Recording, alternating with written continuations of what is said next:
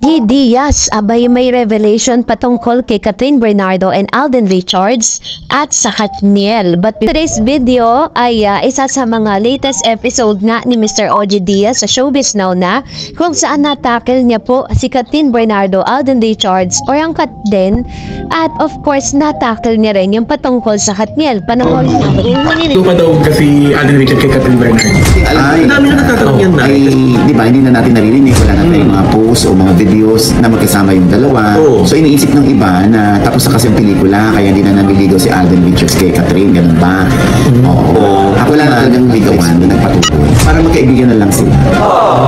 Although, Base po kay Mr. OG Diaz, Showbiz Now na sinabi niya na wala na raw silang nakikitang mga video at mga photos na magkasama si Catherine at Alden Richards, kaya ipinagpalagay ng kanyang source na tumigil na nga raw sa panliligaw itong si Alden Richards, which means yun po yung kanilang assessment sa mga nangyayari. Samantalang may mga sikreto po silang pinupuntahan na hindi nalalaman ng kanilang mga source. Ito pa, panoorin na. Yan, nagkaroon ng hope. Ay, sabi ng source ko na close kay Catherine at kay Alden. Gusto naman daw talaga ni Alden si Catherine. Ay, ano nangyari? Sabay ba? Mani pa rin. Hindi ko alam kung ano nangyari. Basta yun lang ang nakarating sa akin na hindi na nagpatuloy si Alden sa panliligaw kay Catherine. Nabuan lang ako dun sa sinasabi ni Mr. OG Diaz. Sinabi niya, ng source daw niya, na tumigil na raw si Alden Richards sa panliligaw kay Miss Catherine. Pero, sinabi rin ng source niya na talaga daw gustong-gusto ni Alden Richards si Catherine Bernardo. Baka dun sa punto na yun, pwede akong maniwala. Kasi, biruin ninyo, sasabihin po niya na tumigil na pero gusto niya yung babae. Meron bang ganun? Not unless na talagang meron pong parang it's a management decision na talagang wag ipaalam sa publiko kung ano man po yung magandang samahan na namamagitan sa kanilang dalawa. Kasi yung sinasabi ni Mr. OG Diaz is conflict po yun, or parang ito po ay isang parang hindi siya sumasang-ayon doon po sa mga nagaganap ngayon eh.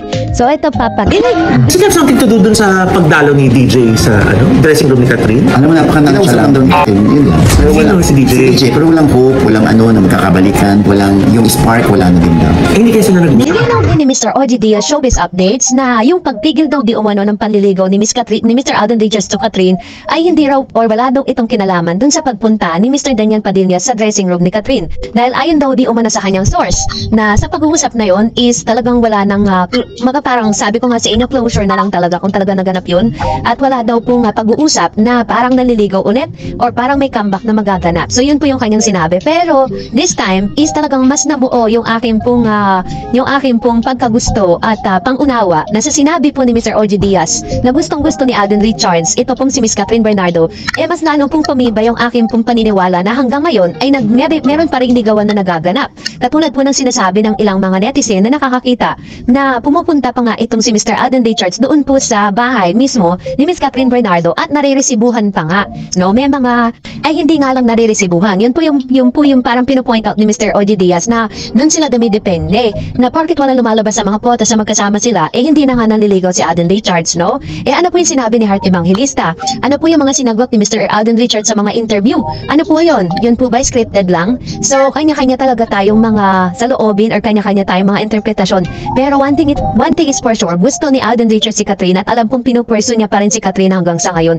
Hindi pa man magkatotoo or hindi man pa man sila, ang importante nandun po sila sa punto ng kanilang relationship na matibay yung kanilang relasyon, diba? Yung level of comfortability is malalim na. So, dahil dyan, magbasa naman tayo ng mga komento at reaction ninyo. Unahin natin si Miss Kelda De La Rosa, Kay De La Rosa. Sabi niya, totoo bang buntis si Catherine? Okay lang naman kung si Alden ang tatay. True ba? Baka kwento lang yan. Ang bilis nyo naman gumawa ng kwento si Lola. Lola ko to. Boto ako para kay Alden. Actually, kung napanood nyo po yung whole video ko po last time, isinabi ko po doon na huwag tayo masyadong gullible sa pagpapaniwala sa mga fake news. Hindi po totoo yun. And sabi po ni Sungklep, lagi Kathleen lang ako. Nanonood daw siya sa Netflix. Sabi ni Miss Julia Magbanwan, ako po, maraming fans. Ang masaya pag nabuntis si Kat kay Alden. Yung hinihintay ng lahat ng fans. fans, cut din forever. Yan, ito naman yung kanyang komento with regards to this, ano. So, salamat po ma'am si Julia Magbanwa sa inyo pong komento. And para lang po sa kalinawan, hindi po totoo yun. Wala pong katotohanan. And another one, sabi ni Miss K, totoo bang buntis si Catherine? Okay lang naman. Ayan, naulit na siya. Tulad na sinabi ko, don't be so gullible sa pagpapaniwala sa mga ganong klase ng news kasi that's not true. Wala pong katotohanan yun. At the same time, lahat po yan ay fabricated stories lang. Pwede po tayo magpakadalulu pero ayusin naman po natin. Huwag po tayo masyadong magpapapaniwala sa fake news. And sabi ni Miss Elenita Galgo, di maigi kung buntis si Kat. Anong masama kung si Alden ang tatay? Kakatakot kung si Summer ang naging tatay. Mas gusto ko si Alden. And sabi ni Miss Teresita, okay sa akin, mag-pregnant si Kat basta magpakasal na rin. Love them so much. Ayan. So salamat ma'am Shi sa inyo pong mga komento. Pero yun po, hindi po siya totoo. That is totally fake news. Nakita niyo naman kung gaano ka-sexy si Miss Catherine Buenardo. At nag-workout pa siya ngayon kasi may pinaghahandaan pala talaga si Catherine. Dahil napa-oo na nga si Catherine dun sa project na yon. So mamaya po itatakal natin yan. Another one, sabi ni Miss Elvira Lim, sana nga magkatotoo na nga. Masaya ako. Pag nagkatotoo yan, mas masaya ang buong mundo. And sabi ni Binwa, we hoping that Kat din. Ayan, thank you ma'am si Binwa sa inyo pong komento, no? So yun po yung isa naman talaga sa mga nilook forward natin na yun nga magkatuluyan sana silang dalawa in the future. Magkaanak sila, di ba? At they can live happily ever after. Di ba? Yun naman po yung inaantay natin. And sabi ni Miss Mary Jane Pamplona, nakita ko nga po Miss Tarek yung post niya. Naku, hindi pa kapani-paniwala yung sinasabi niya. And sabi ni Miss Risa, kung true, di okay, labas tayo, buhay nila yan eh. Yeah. So, ito naman yung sabi ni Miss Risa patungkol sa bagay na ito, no? So, that's not true. Tulad na sinasabi ko, hindi po siya totoo. And, sabi ni Of Sun, tingnan nyo ka-sexy nyo pa sasabing buntis ng tao, wala kayong alam, kundi manira. Ayan, sabi ni Miss Nudi, Abyo, huwag kayo maniwala sa buzzer or vlogger, nag-i-issue para magkapera lang yung mga yan. Pero, may mga vlogger kasi, fake vlogger, na gumagawa ng mga ganitong klase ng news. Pinagkakalap nila sa social media just to have a views, no? Pero yun po, hindi talaga siya totoo. Sana nga totoo na lang, di ba, para mas maganda sana. Sabi ni Miss Jewelry, kabagawan niya ng mga vlogger na mga kapil Miss Tarek, kitang-kita naman na sobrang sexy si Kat. Ganyan ba ang buntis sa kanila? Guys, huwag kayo maniwala agad, saka maniwala sa mismo sa kanila nang galing ang news na buntis talaga siya. Kami Kat din forever.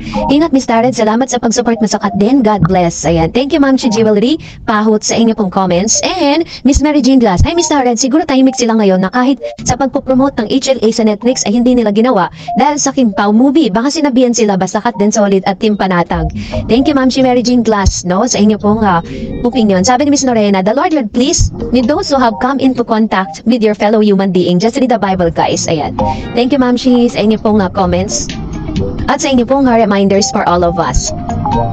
Another one, sabi ni Manay Bantawi, sana magkatotoo na lang na mabuntis ni si Kat para lalong mainggit ang mga inggitera at mga bashers. Kat din forever. Thank you ma'am si Munay Bantawi sa inyo pong komento, no? Yan din po yung wish ng marami na sana nga totoo na lang yung news na yon. And Miss Herminia, mabuntis to si Alden si Catherine kasi gusto namin mabuntis siya no si Alden ang tatay. Yan wish naman ni ma'am si Herminia Mangilan. So anyways, maraming salamat po dahil sobrang happy po yung mga comments po ninyo, nakaka-good vibes. And that's it for today. For more videos and updates, please don't forget to like and subscribe, and please don't forget to follow my Facebook page, Narels TV. God bless everyone!